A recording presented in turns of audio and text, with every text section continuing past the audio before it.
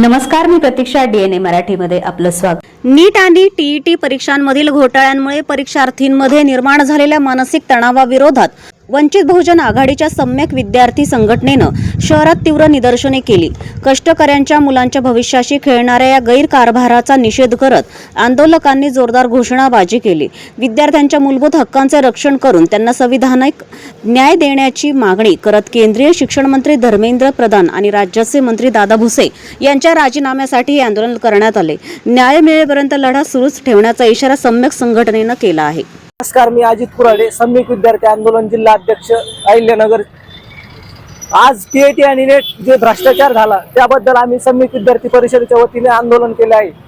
जे कष्टकरी लोक, कामगार लोकांनी जे कष्ट करून पैसा कमावला ते विद्यार्थ्यांचे पैसे देशधडीस लावण्यास काम सरकार करत आहे.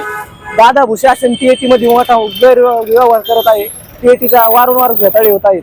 तसेच नीट परीक्षाच्या आतापर्यंत इतके आंदोलन, इतके प्रोटेस्ट करूनही विद्यार्थ्यांनी तरी सुद्धा धर्मेंद्र प्रधान सारखा भ्रष्टाचारी केंद्रीय मंत्री हा राजीनामा द्यायला तयार नाही.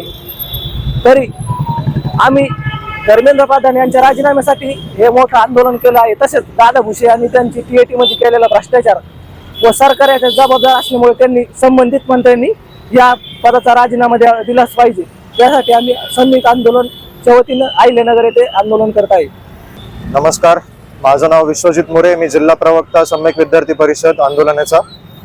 आज आम्ही सर्व इथे जमा झालोय कारण TET आणि नीट UGची जे परीक्षा आहेत त्यांच्यातला जो घोटाळा झालोय तर त्याचा निषेध करण्यासाठी आम्ही सर्वजण इथे जमा झालो आहे.